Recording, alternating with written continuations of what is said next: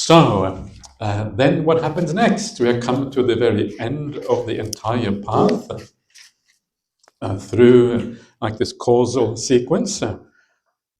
And then the Buddha says, so Ananda, the purpose and benefit of skillful ethics is not having regrets.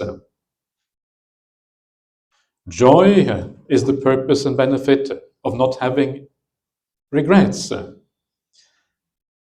Rapture is the purpose and benefit of joy.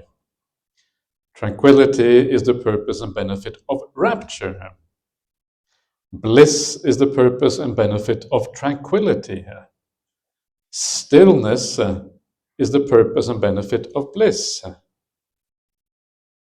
Just editing as I go along here. The truly knowing and seeing is the purpose and benefit of stillness. Disillusionment and dispassion is the purpose and benefit of truly knowing and seeing. Knowledge and vision of freedom is the purpose and benefit of disillusionment, or if you like, aversion or repulsion and dispassion. So Ananda, skillful ethics progressively leads up to the highest. Skillful ethics progressively leads up to the highest, and it's almost like an automatic thing. And so then if you combine the skillful ethics with the right view, then those two things become particularly powerful, and it takes you all the way to awakening, all the way to enlightenment, all the way to nibbana, all the way to the highest happiness, all the way to the end of suffering, all the way to clear seeing, all the way to freedom itself. So, I reckon that's enough, actually. Sometimes we have another 3 days because we have to carry on. But in a sense, it is enough. Sometimes we should take one of these teaching. We should just stick with that teaching for the whole week, maybe. I don't know, because anyway, I find this teaching very inspiring. Joy, happiness, again and again and again. Happiness leads to more happiness, which leads to the highest happiness. This is kind of what the path is about. It's incredibly positive. I've always wondered why isn't the whole world Buddhist? That's what I've always been wondering about. It seems to me so bleeding obvious that everyone should be a Buddhist. With these kind of teachings, one of the reasons why the whole world is not Buddhist is because we are bad teachers. I go back I look at myself in the mirror, and what do I see? I see bad teachers. Not always. I think not good enough. We need to be better teachers. Because very often we focus on the wrong things. One of the beautiful things I found with Ajahn Brahm, which I loved about Ajahn Brahm, was such a positive approach to Dhamma. It was all about happiness, joy on the path. Where do we find that happiness? And in a very relevant kind of way, relevant to people's lives. And then I thought often we don't teach like that. I kind of make the same mistake. Too much about the suffering of the path. Too much about how difficult it is. And actually, we should all focus more on the happiness. The Four Noble Truths. The problem with the Four Noble Truths is not really the problem, but the way they are presented is in terms of dukkha, in terms of suffering. That's kind of how they're presented. But it's important to remember that when we are dealing with dukkha, we are also dealing with sukha, because it's just the other side of the coin. So if you understand dukkha, you understand sukha. If you understand the cause of dukkha, you also understand how happiness arises. If you understand the end of dukkha, you certainly understand happiness. So it's kind of there's two sides of the same coin. They're not really separate. And the biggest problem with the idea of dukkha is very hard to understand. When the Buddha says, Sankitena Panchapadana Kanda Dukkha, in brief, the 5 khandas are suffering, we can't relate to that. We have no idea what the Buddha is talking about. We reject it. We say that's just nonsense. We know the 5 khandas are not dukkha because sometimes you experience happiness. Sometimes I have nice food. Sometimes I have nice coffee or whatever. So we know it feels to us very hard to relate to that. But this kind of thing, you see here, we can relate to this. We all know what it means to be a bit peaceful in meditation. Many of us will know a little bit about what the joy and happiness in meditation is. we can relate to that. So the happiness on the path is easier to relate to than the dukkha. The dukkha is so profound, it's so beyond our ordinary experience that we can't really understand it properly. And so we should focus more on the happiness. The Buddha says if you live well, you live with kindness, then you experience the Anavajja Sukha, the blameless happiness. You're no longer blamed either by yourself or maybe by others, but who cares? But you're no longer blamed by yourself because you are living blamelessly.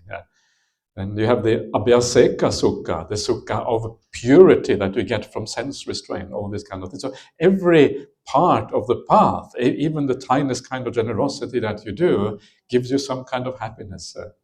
And so this, I think, is where we kind of often go wrong in the Dhamma. We're not kind of good enough at bringing out this extraordinarily positive message, which is all about happiness. And not only is it about happiness, but it is the idea that if you have the right kind of happiness, that happiness leads to more happiness. Happiness begets happiness. Most of the world thinks that if you suffer, no pain, no gain. That's what the most of the world thinks. Actually, that's wrong. According to Buddhism, no pain, no gain. That's completely misunderstanding. It's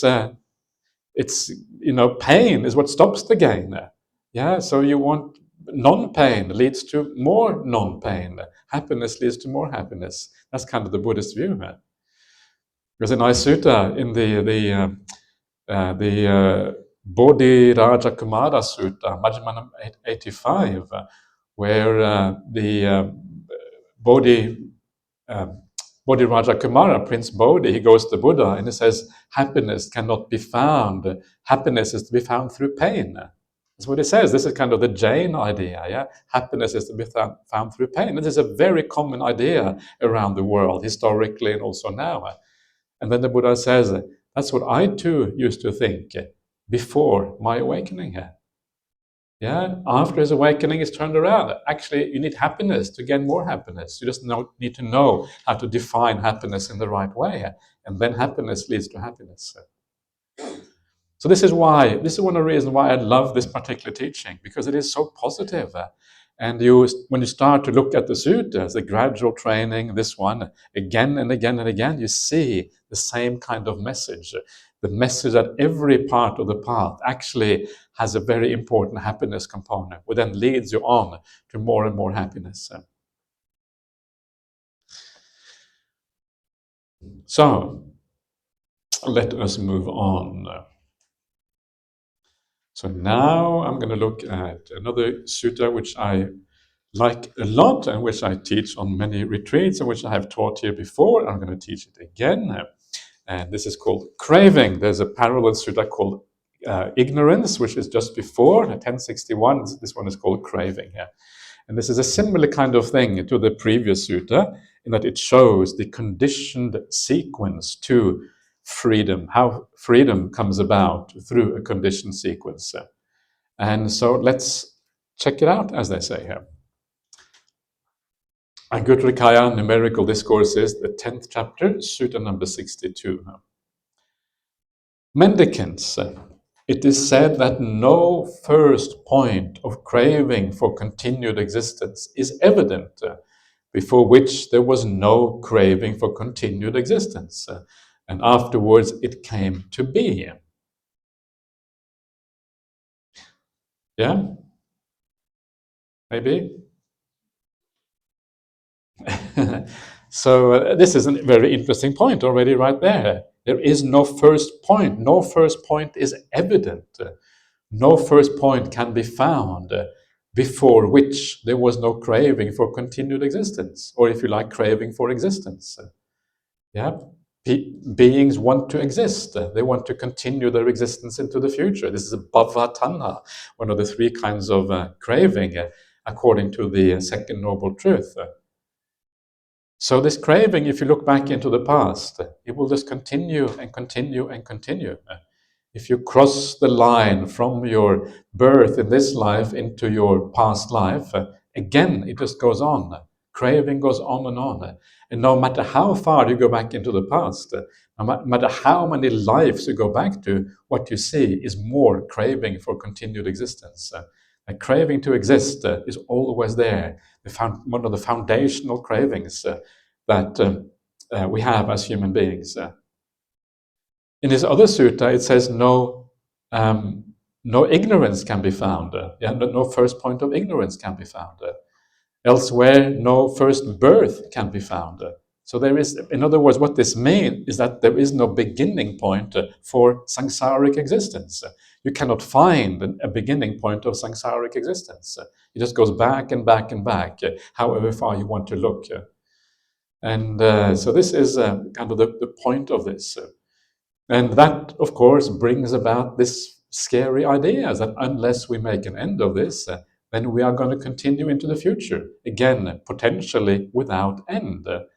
And if you understand the consequences of kind of going on potentially without end, it's not very nice. Yeah, it's actually very unpleasant, this idea of just going on and on and on without end potentially. So this is this Buddhist idea that there is no point, there is no first point in the world. Or at least no first point is evident. This is actually quite different from saying that there is no first point. He's saying no first point can be found. If you go back and back and back, no first point is found. He doesn't make some kind of theoretical idea that there is no first point, because that may not be possible to know, because you cannot go back to infinity. But what you can say with certainty is that it cannot be found. This is very different from from even modern science or from most other spirituality. Most ideas in the world are about talking about the creation of the world. And the Buddha says, well, there is no first point of creation. It just goes back and back and back without conceivable beginning. This is another thing which is very beautiful in Buddhism. It gives a very realistic idea of how the world works. The idea of a first point is very hard to make sense of. How can there be a first point? Okay, some religion will say God created the world, but that doesn't really explain anything, because then you are still left with God. What about God? Where did God come from? So whether you say the world has existed forever or the God has existed forever, it amounts to the same thing. You haven't really explained anything. And so it's not really satisfactory. And so the idea that there is no first point, there's just previous cause and conditions, is the only really satisfying explanation that I have ever come across for how the world actually operates.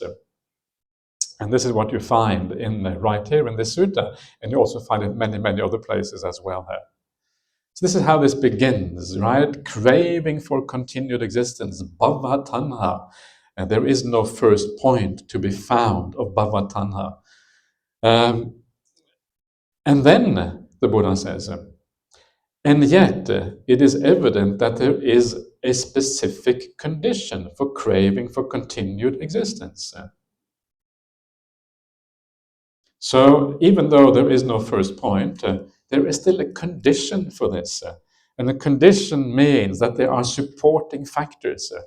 It doesn't mean that there was an absolute starting point, but there are supporting factors for this craving here. Specific conditions mean specific supporting factors. The point of this word, specific condition, may seem like a strange word. Idapachayata is the Pali word. It means that there is something that is fundamentally important for this. If you take away that specific condition, then everything stops. This is a necessary condition. It is required. Without this condition, then it will not carry on. This is the idea of specific condition. It is specifically important. So even though craving for existence, even though life, even though rebirth has no first point, it is still supported by something. It's still something that builds it up and keeps it going, and etc., etc. So what is that? I said craving for continued existence is fueled by something. This fuel is in a specific condition. And what is the fuel for craving for continued existence? So if you want to be awakened, if you want to find enlightenment, if you want to stop dukkha, you want to find out the fuel for continued existence. Take away the fuel, well, then you are taking away the thing that drives this whole thing. This is kind of really important.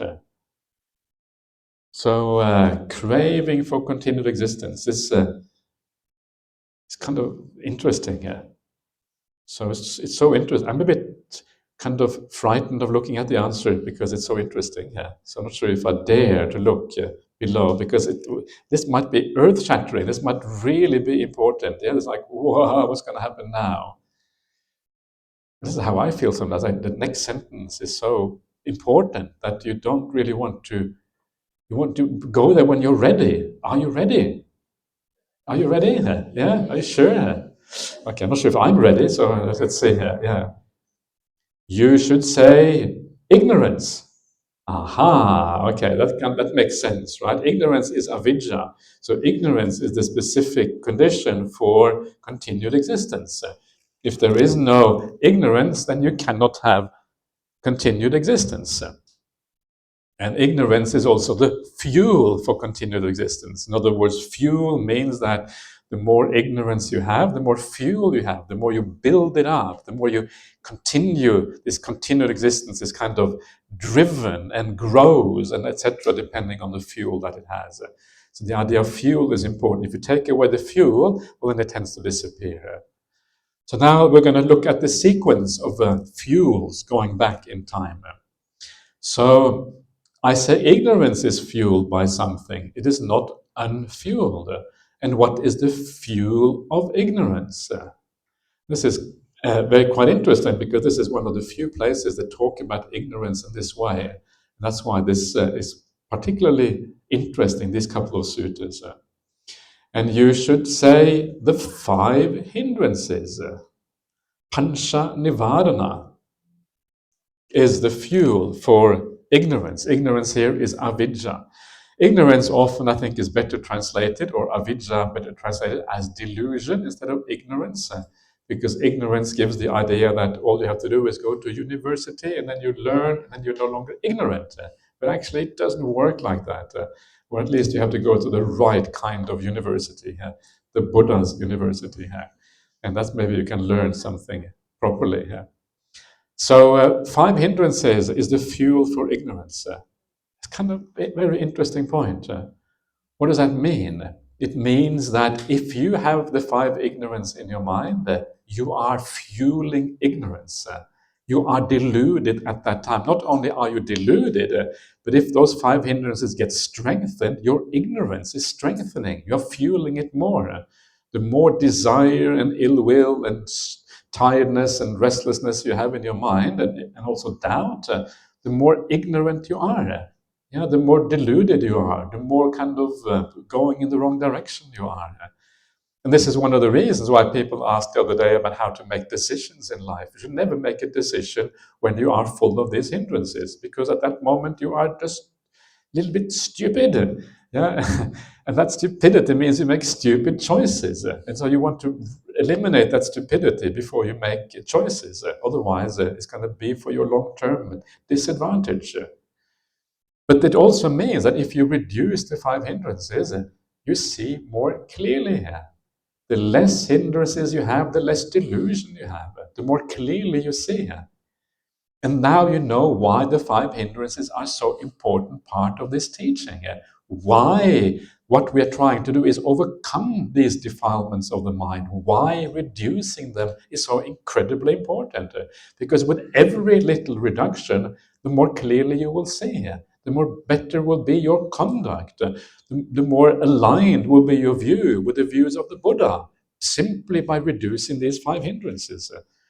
So in daily life, if you can keep your precepts really well, if you can be kind, that kindness, all of that leads to a reduction of the hindrances.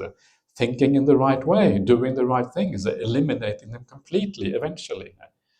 If you eliminate the 5 hindrances completely, there is no more fuel for ignorance. What happens with ignorance is not fueled. It means that eventually it will have to die out. It may stand on its own for a while, just like a human being. If you don't give the human being any fuel, like food or coffee, especially coffee, and after a while you die. But you don't die straight away. It takes a while before you die without fuel. And so ignorance is the same thing. So by taking away the 5 hindrances, ignorance is fundamentally undermined. And then all you have to do is to turn your mind in the right direction. That's why stream entry and awakening happens after the five hindrances have been eliminated. It's fundamentally undermined. There's no fuel upholding it anymore. It is weak. It is, it doesn't have any strength. And then all you need then is the word of the Buddha, and that word of the Buddha will allow you to look in the right place. And when you look in the right place, then ignorance is gone. If you haven't got the word of the Buddha, you still have a problem because you don't know where to look. And then the issue is still there. So this is why these hindrances are so interesting. This is a very powerful way of thinking about the five hindrances.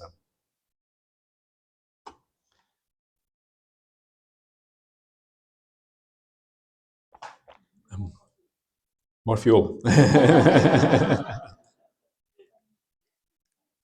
This is good fuel. This is not bad one. Okay, so let's move on. So of course we know the Buddha is going to go back, right? Now next thing is going to ask. I said the five hindrances are fueled by something. They are not unfueled. And what is the fuel for the five hindrances? What do you think? Yeah. Not what have you read? What do you think? Yeah. If you have read it, don't reply because it's too easy.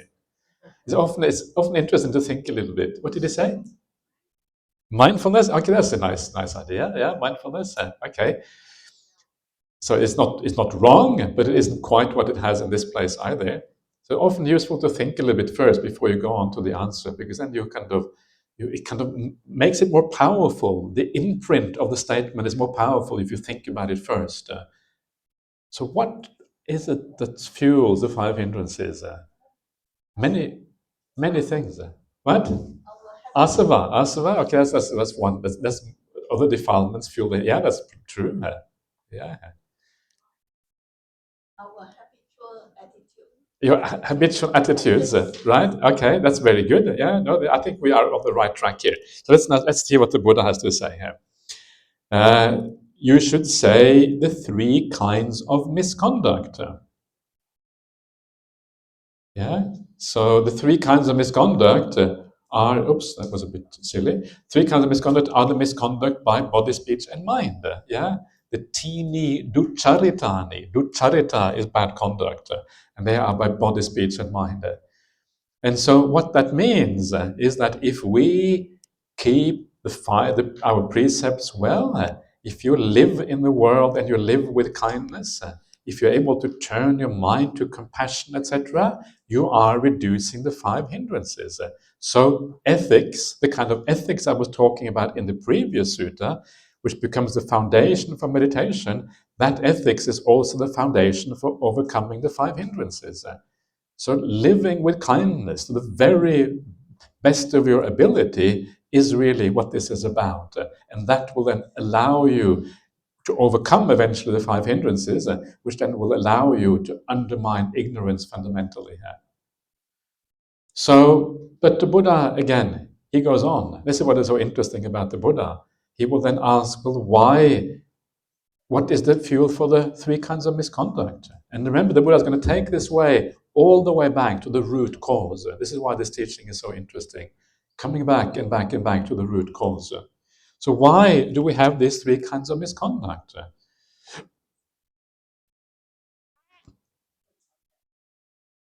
Okay, maybe. So let's see what he says. I say that the three kinds of misconduct are fueled by something. They are not unfueled. And what is the fuel of the three kinds of misconduct? You should say lack of sense restraint. Yeah.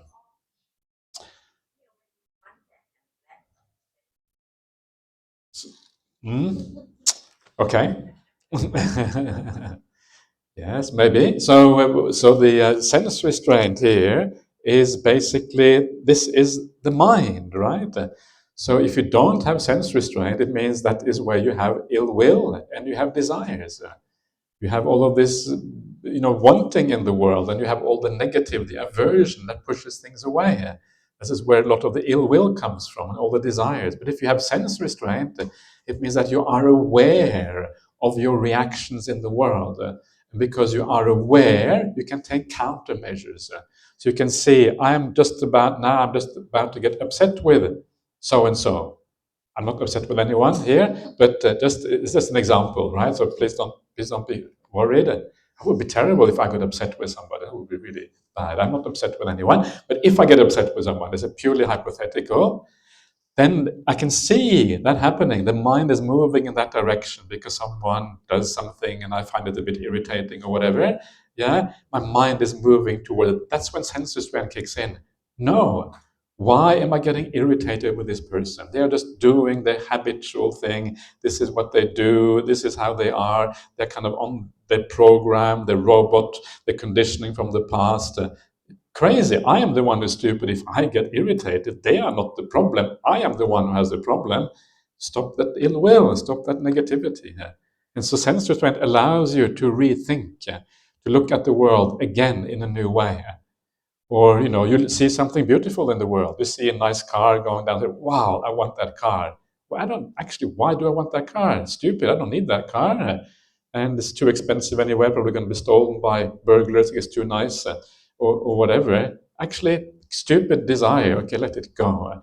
Most of our desires in the world are kind of silly like that. So sense restraint allows you to have an even mind. And this is what allows you to have perfect good conduct. You don't fall into these three kinds of misconduct because sense restraint is about the mind. It's the last piece to fall into place.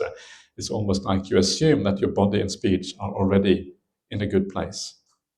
So now the question is, of course, they say that lack of sense restraint is fueled by something. It is not unfueled. And what is the fuel for lack of sense restraint? You should say, what should you say?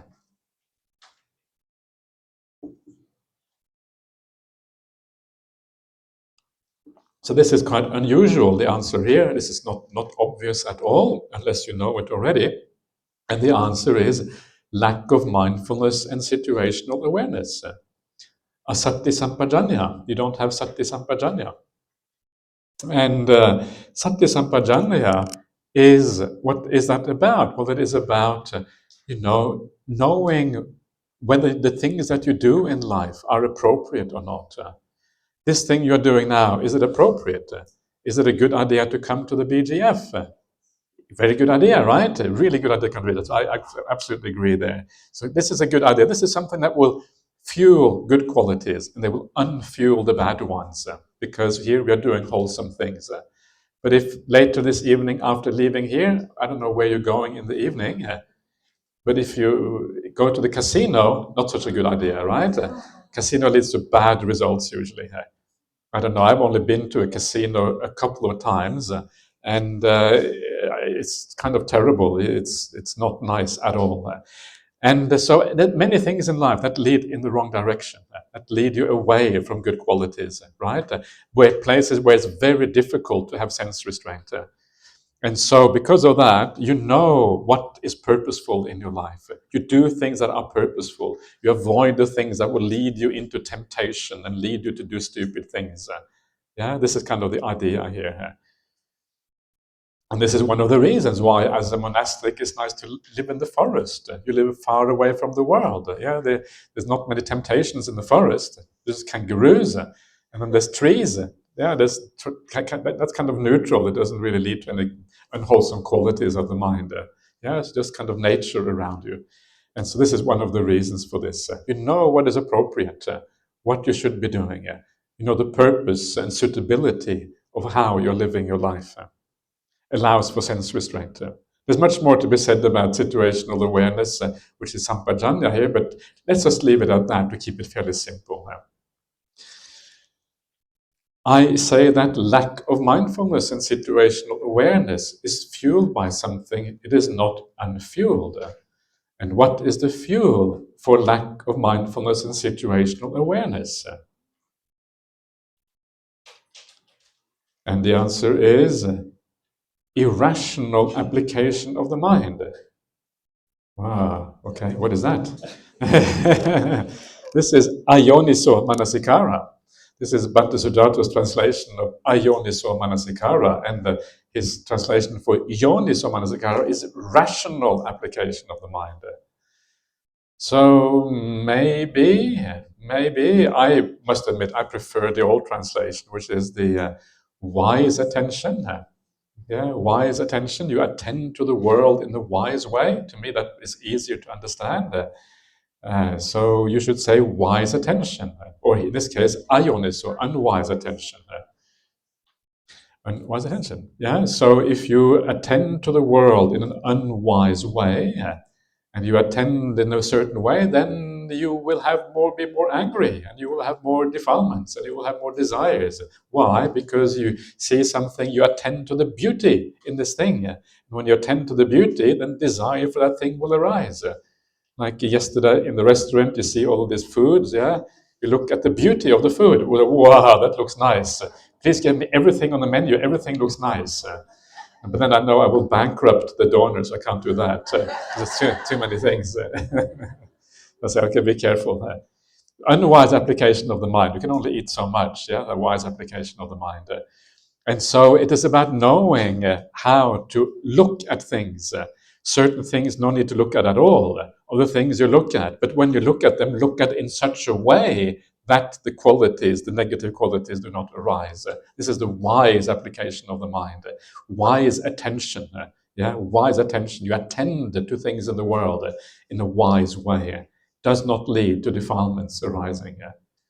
Yoniso manasikara.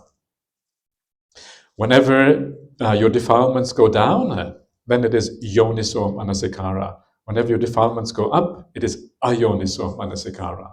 You can find this in the famous sutta in the Majjhima Nikaya called the Sabasava Sutta.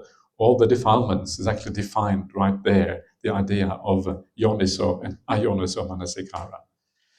So, then we're going to ask, the next question then is, what is the fuel for unwise attention? That's the next question. And that question will be answered after lunch. So this is to make sure you come back, yeah? So we will see you again here after lunch. So we still have a little bit of time for questions and comments. So if anyone would like to comment on anything or question, please feel free to do so.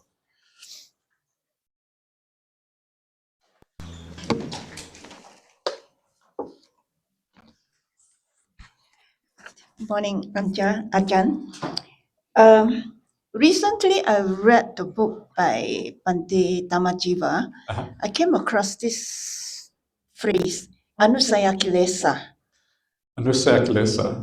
Is dormant habitual tendencies.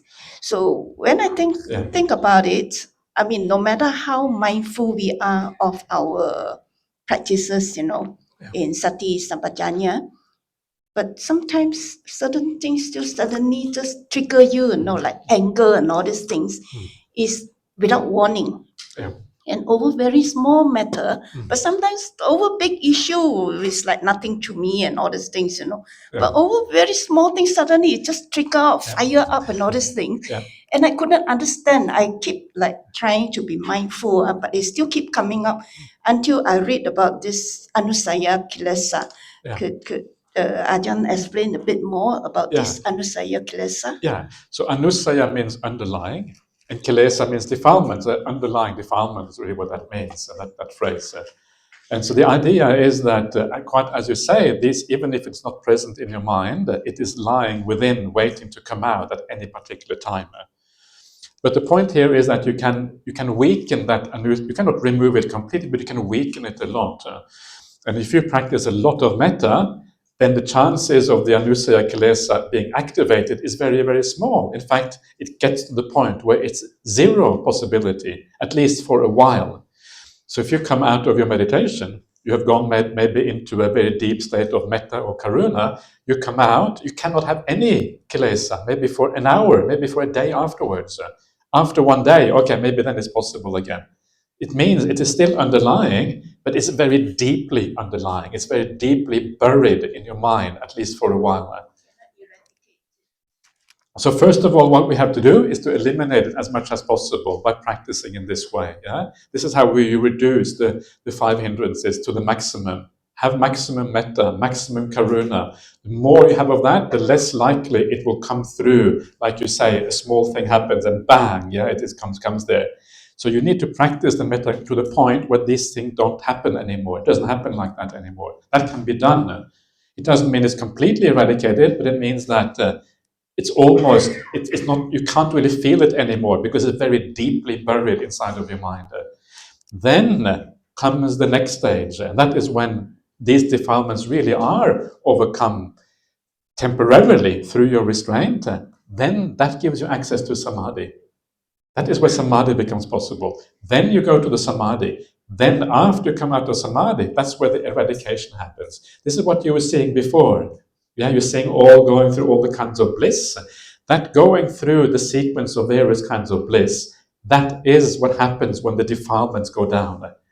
Defilement go down, bliss goes up. It's an inverse relationship. Yeah, the less defilements you have, the more the bliss goes up. So as you go through the meditation process, the defilements go down, down, down, down, until you enter samadhi. Come out of samadhi, you can see things in accordance with reality. That seeing in accordance with the reality, that is what destroys the underlying defilements.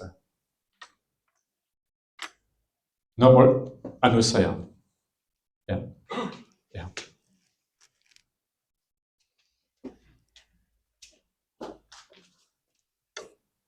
Ajahn, regarding just now, right? So do you need like special meditation techniques to destroy these defilements? When you say you come out from the samadhi and then the defilements are destroyed and you can see things as they are, do you need special meditation techniques? It happens almost automatically.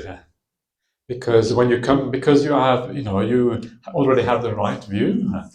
And so what you will do, usually what happens when you come out of samadhi is that you then review that samadhi experience in terms of impermanence, non-self, and dukkha, because that's where the insight happens. That happens around the three characteristics. And you apply the three characteristics to the five khandhas. And the five khandhas, well, at that time, the five khandhas is that samadhi experience. That's all that's left of the five khandhas. And so you look at that samadhi experience, you look at it, oh, it's impermanent. Why? Because I entered it, I must come out. Because I can't control it, it's dukkha. Because I can't control it, it's non-self. All this happens almost by itself when you come out of this. And then suddenly, when you see that deeply, it kind of, everything just explodes and opens up. Yeah.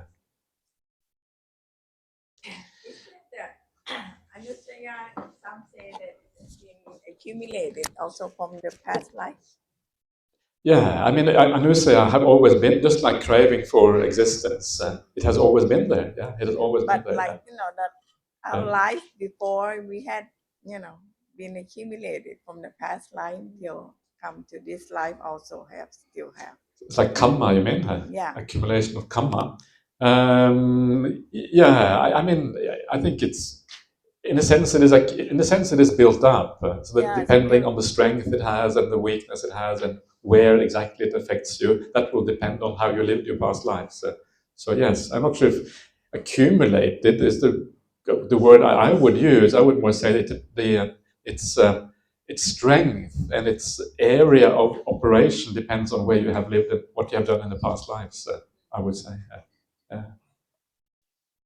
Yeah, your habits. Your habits, yeah. Accumulate. Yeah, so in that sense it is accumulated maybe. Okay, fair enough. Yeah. Okay, so anything else? No? Is anyone getting hungry? Yes, you're getting hungry. Okay, good. I'm glad. That's good. Okay, that's wonderful. So that means it's time to have lunch. Yeah, that's what it means. Yeah. So anyways, I wish you all a wonderful lunch and we'll see you back again at 1 o'clock. Yeah, great.